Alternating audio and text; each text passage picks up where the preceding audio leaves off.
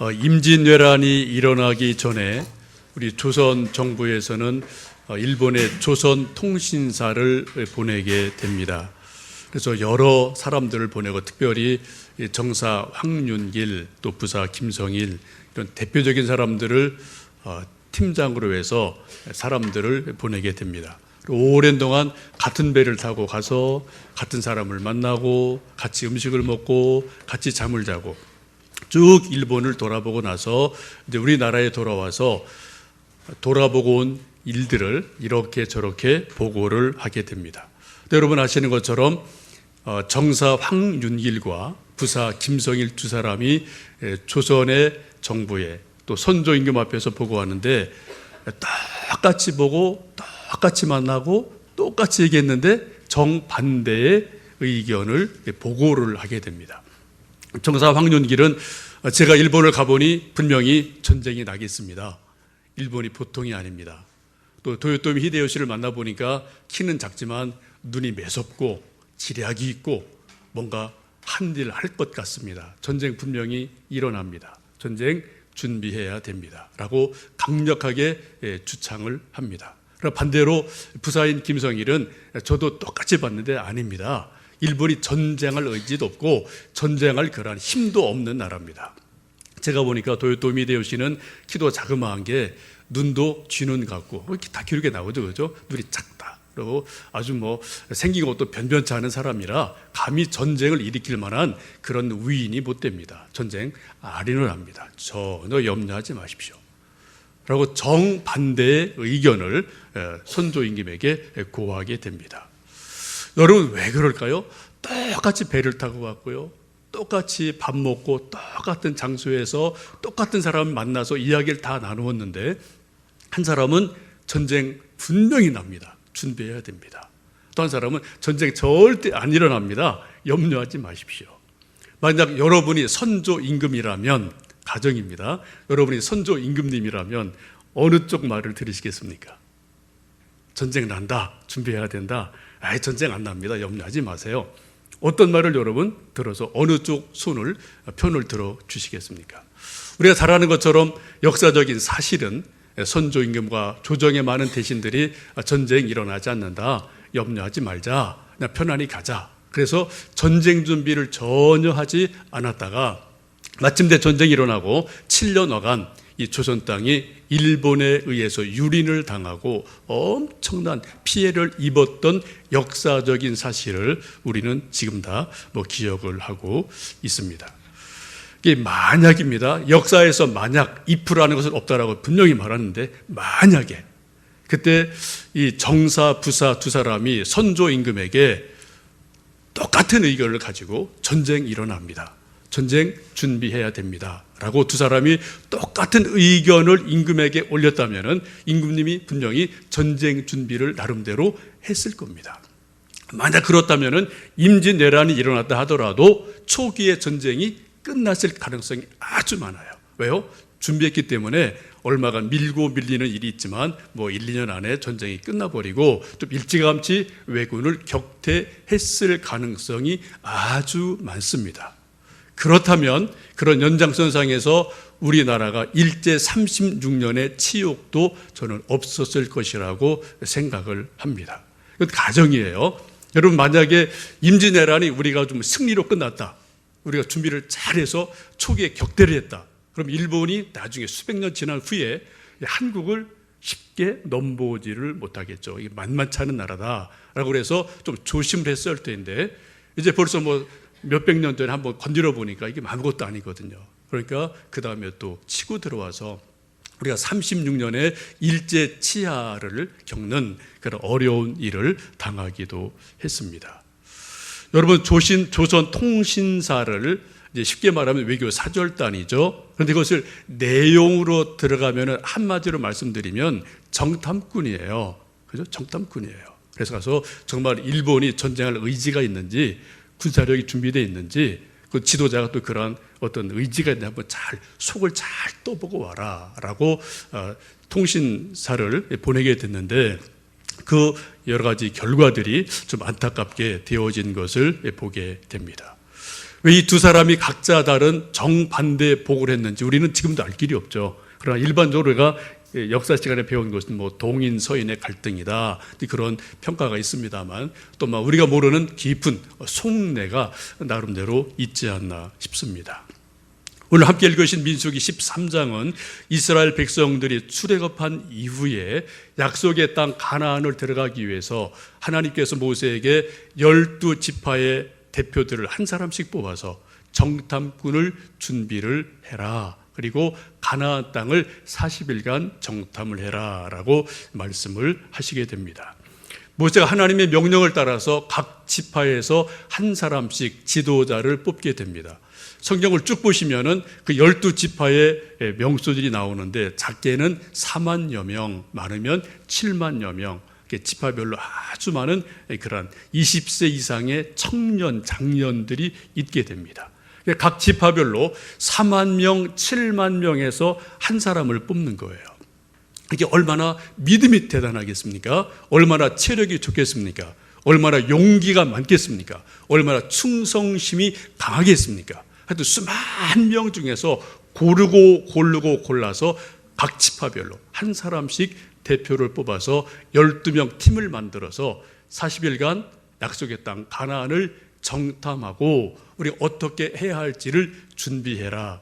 귀한 사명 미션을 주고 이들을 파송하게 됩니다.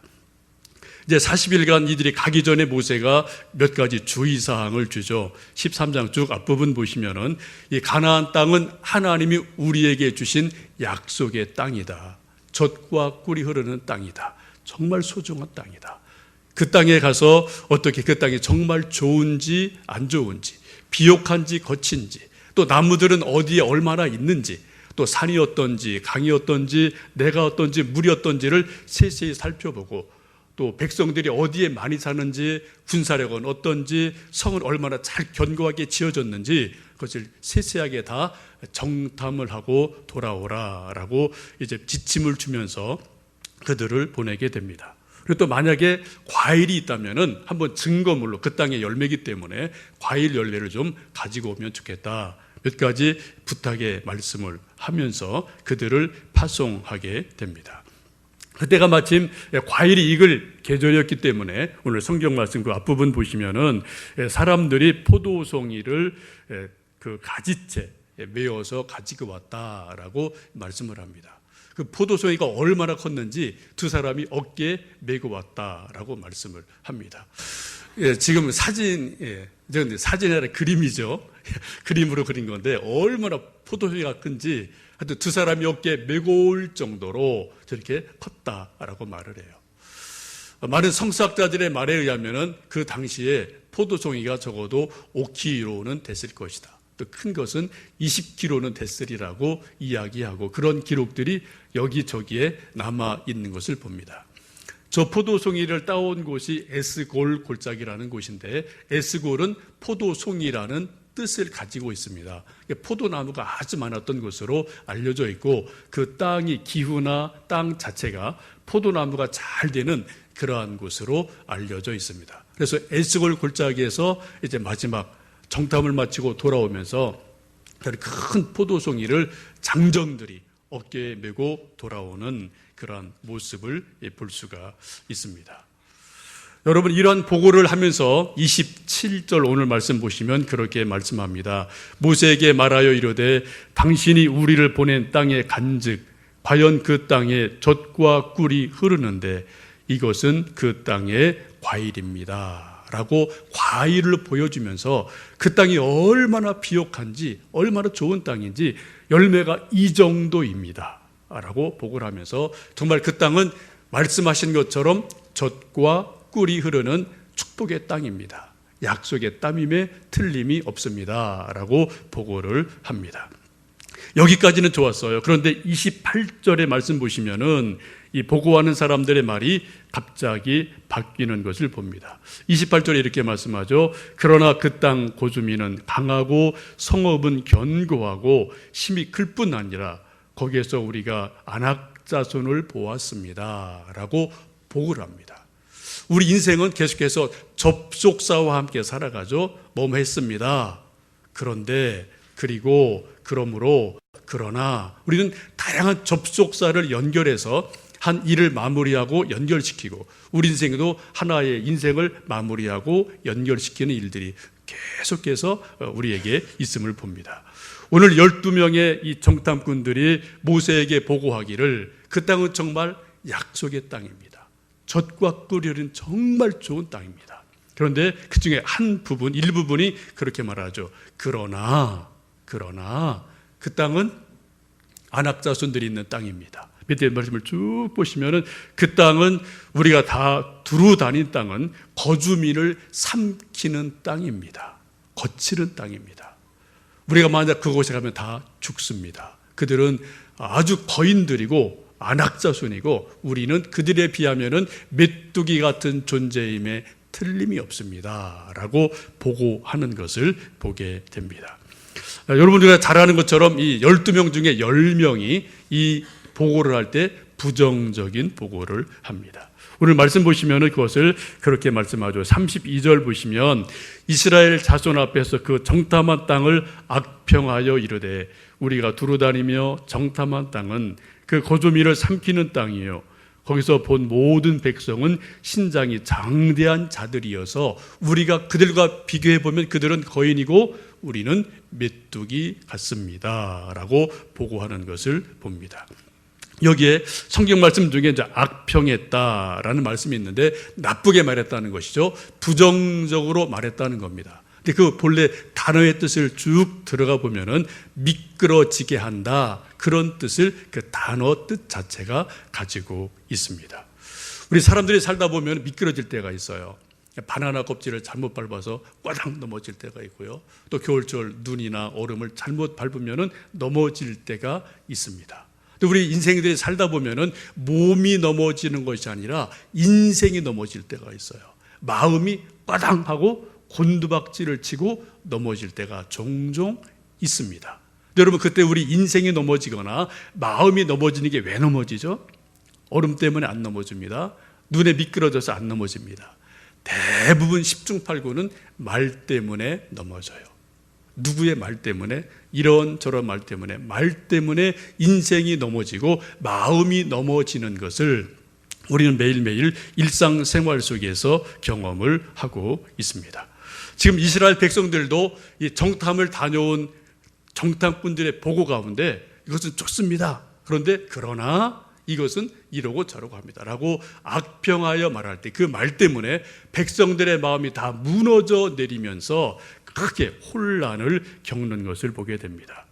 그들이 얼마나 마음에 큰 시험을 당하고 또 미끄러지고 넘어졌는지 그 다음 14장 1절을 보시면 온 백성이 밤새도록 통곡하며 울었다라고 성경은 말씀합니다. 여러분 이게 말의 힘이에요. 그 수십만의 백성들이 몇 사람의 말 몇 마디 때문에 밤을 새서 통곡하며 큰일 났다. 이건 우리가 다 들어가면 죽는구나 라고 통곡하면서 울부짖을 정도로 그렇게 말에 힘이 있음을 보게 됩니다.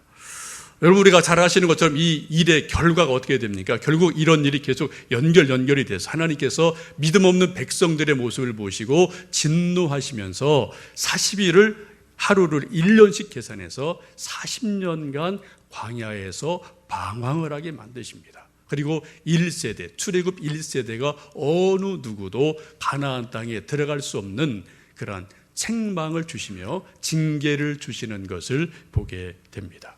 그 이유가 뭐예요? 딱 하나예요.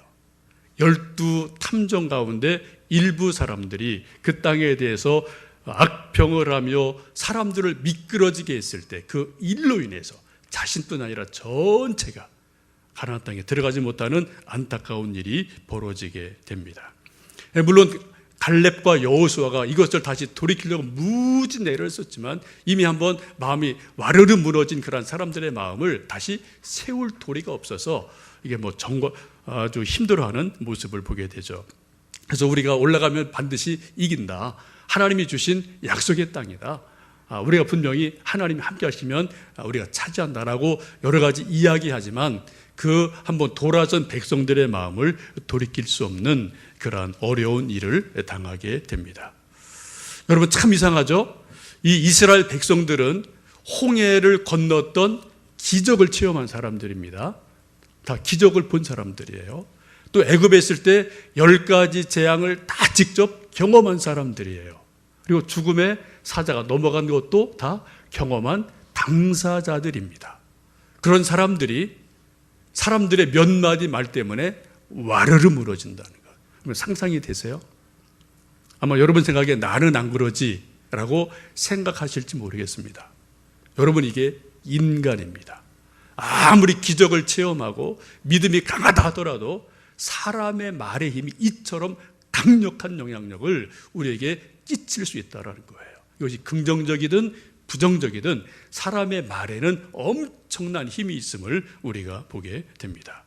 그래서 우리가 늘 말할 때 어떻게 해요? 늘 긍정적인 말, 늘 믿음의 말, 소금을 고르게 함과 같이 골고루게 하는 말, 이런 말들이 우리에게 필요함을 우리가 늘 생각하게 됩니다. 네, 그렇습니다. 여러분, 말 한마디 때문에 한 사람이 서기도 하고 넘어지기도 합니다. 말 한마디 때문에 한 민족이 서기도 하고 넘어지기도 합니다. 또 책 한 권 때문에 한 사람이 서기도 하고 한 사람이 결정적인 영향을 받을 때도 있고, 편지 한 장 때문에 한 사람이 회복이 되고 설 때도 있어요. 혹은 이메일 하나 때문에 한 사람의 생각과 운명이 바뀌어지는 일들도 있음을 보게 됩니다. 이 시간 저는 좀 죄송하지만 제 개인적인 간증 하나를 좀 드리고 싶습니다. 왜냐하면 이제 이따 오후에 탈북 신학생이 와서 간증을 하기 때문에 그 전 이해를 조금 제가 좀 말씀드려야지, 어떤 흐름을 아셔야지 이따 또 탈북 신학생이 와서 뭐 이런저런 얘기할 때 어떤 좀 뭐 맥락이 통할 것 같아서 좀 말씀을 드리고 싶습니다. 제가 이제 목회를 하면서 몇 가지 전환점들이 몇 가지 있었는데, 그 중에 아주 중요한 것은 제가 한 15년 전에 토론토를 갔던 것이 제 목회에서는 결정적인 전환점이 됐었습니다. 그래서 거기서 배운 영성이라는 것을 제가 지금도 깊이 간직하고 있고, 이걸 어떻게 풀어가야 되나 계속해서 기도하고 고민하고 있습니다.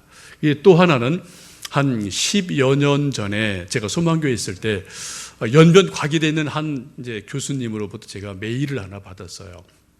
그분은 제가 섬기고 있던 그 교구의 부부 집사님이셨고, 한 분은 대학, 또 한 분은 고등학교 선생님이셨는데, 어떻게 이제 하나님의 부르심이 있어서 다 이제 한국의 일을 정리하고 연변 과기대로 좀 교수로 선교사로 가겠다, 그런 결정을 하셔서 이제 저희 교구에서 식사를 하면서 이제 조촐하게 파송 예배를 드렸습니다. 그래서 뭐 늘 그쪽의 소식을 이제 알려주시고 또 기도 부탁하고, 또 방학 때 이제 한국 오시면 우리가 뭐 저랑 만나서 커피도 마시고 이런저런 얘기하는 그런 친분이 있는 분인데, 어느 날 간지 한 3년 정도, 한 2, 3년 돼서 한 메일이 이제 왔는데, 뭐 짧은 메일이에요.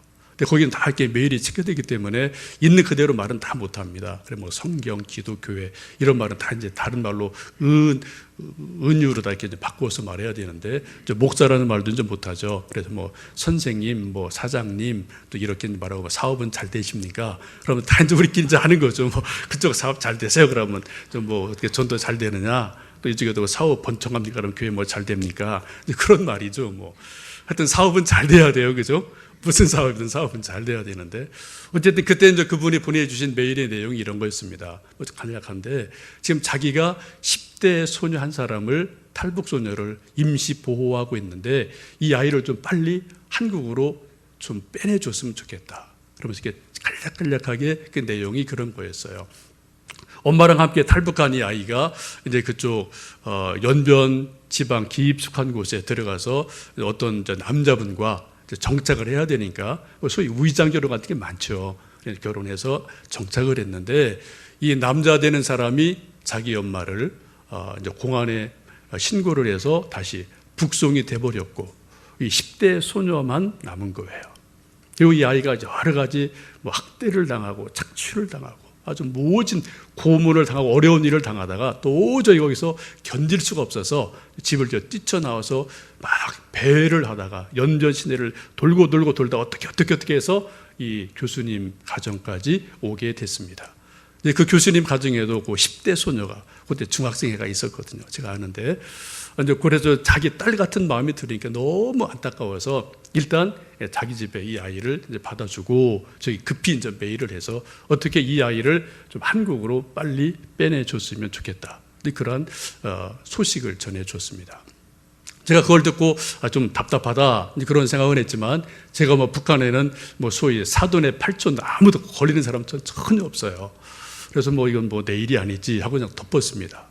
며칠 지나고 기도를 하는데 어느 날 새벽 기도하는데 갑자기 제 속에서 뭐가 올라오는 느낌이 들더라고요. 그래서 그때 강하게 제게 부딪히는 생각이 제가 나중에 뭐 죽으면 우리 모두 다 예수님 앞에 한번 딱 서야 되는데 그때 예수님께서 딱 저를 앞에 세워 놓으시고 질문하시기를 너 그때 그 일 어떻게 했니?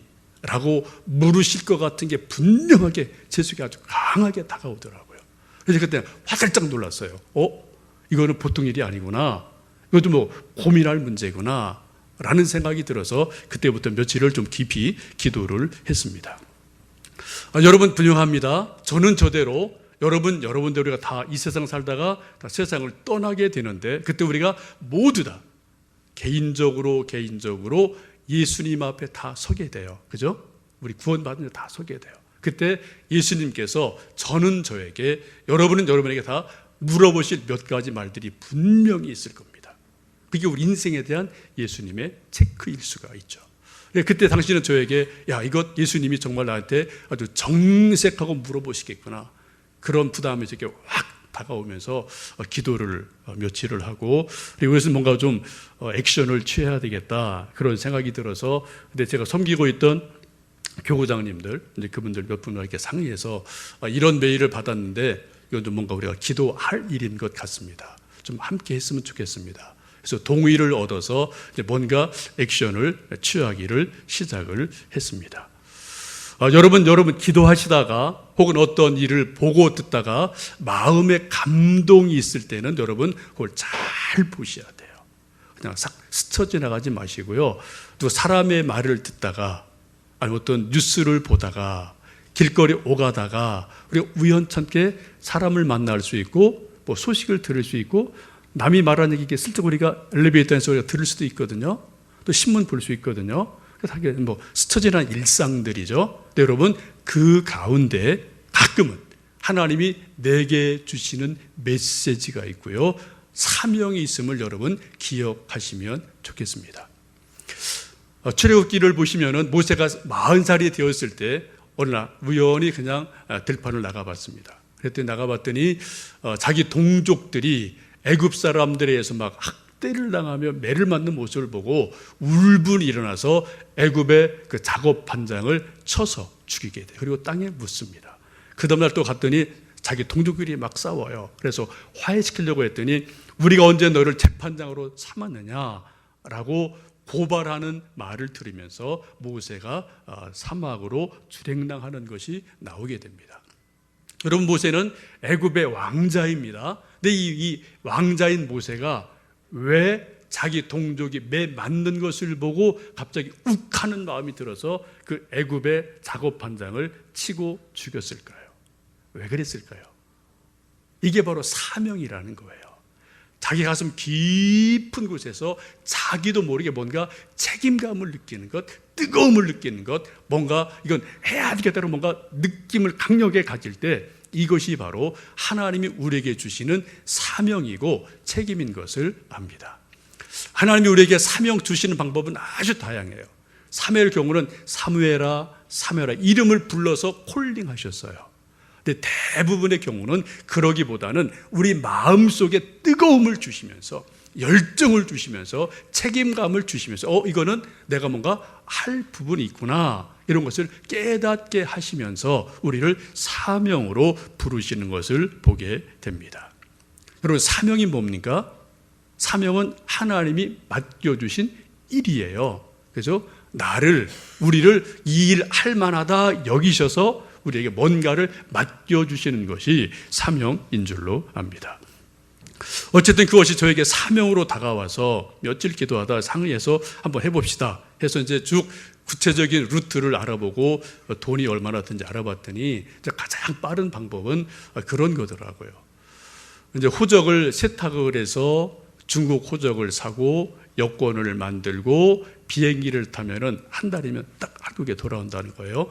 한 10년 전 그 당시에. 그리고 그때 들어가는 여러 가지 뭐 이제 수속비 등등등 이런 것들이 한 8,900 정도 들어간다. 이런 걸 제가 이제 여러 가지 채널 통해서 확인을 했습니다. 그래서 그것을 이제 쭉 이제 이야기 나누면서 기도하면서 그냥 뭐 헌금합시다 해서 한 600만 원 정도 이제 헌금을 좀 모임에서 한번 하고 나머지 돈 이제 모으고 이렇게 하면서 이게 한 주, 두 주, 몇 주 지나가다 보니까 이게 한 3주, 4주가 됐어요. 그때쯤 또 그쪽에서 메일이 또 한 통 나왔는데 이제 이 아이를 자기가 장기 보호할 수 없기 때문에 지금 아이가 2주 있다가 자기 집에서 떠났다. 근데 한계가 있죠. 자기도 외국인이기 때문에 이게 좀 발각되면 그냥 그대로 추방이 되기 때문에 장기 보호를 못해서 안타깝지만 아이가 내몽골 쪽으로 그냥 떠났다. 그런 이야기를 듣고 일단 거기에서 스탑이 되고 그런 연속선상에서 그때 모였던 분들이 한 20, 30명 매달 한 번씩 모여서 탈북자를 위해서 기도하고 또 헌금을 하고 할 수 있는 한 조금 뭔가 좀 돕는 그런 일들을 몇 년간 했던 일이 있었습니다. 탈북자에 제가 이제 그렇게 기도하고 관심을 갖고 이런저런 것을 하면서 이상하게 또 제 주변에 그런 사람들이 자꾸 만나지더라고요. 탈북단체, 뭐 탈북한 사람들, 또 미국에서 온 어떤 목사님 만나뵈니까 미국에서 북한 인권부를 만드는데 초기부터 깊숙하게 관여했던 그런 목사님을 만나기도 하고 이런저런 일들이 자꾸만 제 속에서 연결이 됐습니다. 그리고 또 이제 장신대 이제 아는 친구 교수님이랑 또 이런저런 얘기하다가 자기도 이런 거 하는데 당신도 한번 해보쇼 해서 또 초청을 해서 TWRK라는 단파 방송을 통해서 북한에 계속 이제 방송하는 그런 선교 단체가 있는데 그런데 또 같이 동참을 해서 녹음을 해서 이제 또 어떻게 좀 방송을 통해서 말씀을 보내는 그런 일에도 동참을 하는 그런 일들이 점점점 저에게 다가오게 됐습니다. 몇 년간의 저의 그런 것을 쭉 돌아보면은 제 개인적인 느낌은 제가 북한에 대해서는 전혀 뭐 개인적으로 연결되고는 전혀 없어요. 근데 제가 어느샌가 제가 목까지 이만큼 잠겨 들어가는구나.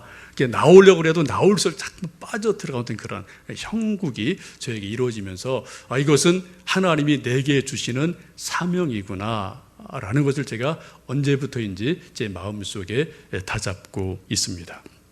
지금 이곳에 개척을 하고 나서는 교회 형편이 그렇게 뭐 넉넉하지 못하기 때문에 구체적인 것은 하지 못하지만 늘 제 마음속에 그런 기도가 있고 하나님이 언젠가 기회를 주시면 조금 더 구체적으로 해야 될 일이 아닌가 그런 생각을 하고 있습니다. 함께 기도해 주시면 좋겠고요. 근데 7년 전에 제가 기도했던 그 탈북 소녀, 그 소녀는 지금 어디에 있을까요? 제가 2년 전에 장신대 강의를 갔다가 아주 깜짝 놀랄 일을 만났어요. 강의하다 보니까 거기 딱 그 녀석이 앉아 있더라고요. 그 전에 물론 이제 연변에 있는 그 교수님한테 이제 대략 소식은 들었죠. 언제 이렇게 됐다. 한국 간다더라. 한번 확인해 봐라. 장신대 갔다. 그래서 제가 뭐 강의 가서 보니까 그 녀석이 여기에 딱 앉아 있어서 얼마나 반가웠는지 그때 그 느낌이 바로 그런 거예요. 온몸에 소름이 쫙 끼치면서요. 기도 응답이라는 것이 7년간 제가 뭐 전혀 얼굴도 모르고 이름은 알죠. 이렇게 뭐 기도하고 그렇게 막연하게 기도했던 그 아이가 7년간 돌고 돌아서 한국에 오게 되고 또 장신대 입학을 하고 제가 강의할 때 그 자리에 딱 앉아서 같이 이야기를 나누고 커피 마시고 어떻게 지냈냐 이런저런 얘기를 나누었던 그런 일이 2년 전에 있었습니다. 여러분, 조선 통신사로 보내진 사람들의 사명은 정탐꾼이었습니다. 지금 모세가 12 각 지파의 대표를 뽑아서 가나안 땅으로 보낸 사람들의 사명도 정탐꾼이었어요. 장차 될 일에 대해서 미리 알아보고 준비해라 라고 정탐꾼을 보내게 되었습니다. 여러분, 탈북자가 누구일까요? 도대체 우리에게 탈북자는 어떤 존재입니까? 저는 분명하게 탈북자들은 하나님이 우리 남북의 통일을 준비하기 위한 남한으로 미리 보내신 정탐꾼이라고 저는 분명히 믿습니다. 물론 그 중에는 간첩이 있어요. 엉터리도 많습니다. 우리가 조심할 사람도 분명히 있습니다. 그러나 그 중에 얼마가는 정말 하나님께서 남북의 통일을 준비하기 위한 정탐꾼으로 고르고 골라서 우리 남한 땅에 미리 보낸 사람들이 분명히 그 중에 많이 있음을 저는 분명히 믿습니다. 언젠가 저는 분명히 믿기에 남북 간에 자유로운 교류가 있을 것이고 통일이 있으리라고 저는 분명히 믿습니다. 어때 우리 남한에 배부른 사람들, 얼굴 허연 사람들이 가서 예수님 믿으십시오, 교회 좋은 겁니다, 아무리 얘기해도 북한 사람들은 씨가 안 먹혀요. 그러나 북한에서 내려왔던 우리 탈북 신학생들이나 목회자들이나 또 누군가가 정말 예수님 좋은 분입니다, 교회 정말 좋은 곳입니다 라고 복음을 전한다면 그들에게는 들어갈 여지가 아주 많습니다. 만약에 그들이 탈북자들이 남한에 대해서 악평을 해서 남한 사람들 뭐 자기들 말하고 우리는 뭐 냉대해서 우리 뭐 본 척도 안 해, 우리 정말 고생 엄청나게 했어, 너희들 거기 가지 마라고 남한에 대해서 악평한다면 물리적인 통일이 된다더라도 심리적인 통일은 절대 안 돼요. 더 분열이 많습니다. 그런데 그들이 언젠가 교류가 있고 통일이 됐을 때 탈북자들이 정말 남한 사람들 우리를 환대해 줬어, 우리를 수용해 줬어, 우리를 격려해 줬어, 우리에게 밥 따뜻한 것 사줬어, 또 교회들이 우리를 환대해 주고 우리에게 기도해 주고 우리를 격려해 줘서라고 우리에 대해서 좋은 말을 한다면 물리적인 통일뿐 아니라 심리적인 통일이 그건 아주 손쉽게 되어지는 일이 될 것임에 틀림이 없습니다. 여러분, 4,000년 전 모세에게 그 시대의 사명은 가나안 땅 정복이었습니다. 21세기 한국을 살고 있는 우리에게 시대적인 사명이 있다면 무엇일까요? 물론 메르스를 퇴치하고 우리 정부가 잘해서 살기 좋은 나라 만드는 것, 우리 시대적인 사명이죠. 그러나 조금 더 눈을 넓혀보면 남북이 하나 되고 통일 한반도를 만들어가는 것이 21세기 이 땅을 살고 있는 우리들에게 주신 하나님의 시대적인 사명임에 틀림이 없습니다. 그 일을 위해서 하나님께서는 이미 많은 사람들을, 탈북자들을 남한으로 보내셔서 우리 한국을 정탐하게 하고 계셔요. 한국 교회를 정탐하게 하고 계십니다. 한국 사람들이 어떠한 존재인지를 정탐하게 하고 계십니다. 그리고 언젠가는 그들의 입을 통하여 하나님 하실 일들을 만들어 가실 줄로 믿습니다. 바라는 것은 우리가 지금도 미약하고 부족하지만 우리가 기도하며 하나님 주실 통일을 기다리고 준비하면서 언젠가 평양냉면을 평양에서 먹을 수 있고 그들과 함께, 그리고 또 금방산을 좀 함께 산책하며 기도할 수 있다면 얼마나 좋을까, 그런 소망을 가져봅니다. 바로 그러한 일들이 우리에게서, 아니 하나님 보내신 탈북자들, 정탐꾼들을 통해서 이루어질 수 있을 것을 분명히 기대하며 기도로 동참해 주시는 여러분 되시기를 간절히 원합니다. 기도하겠습니다.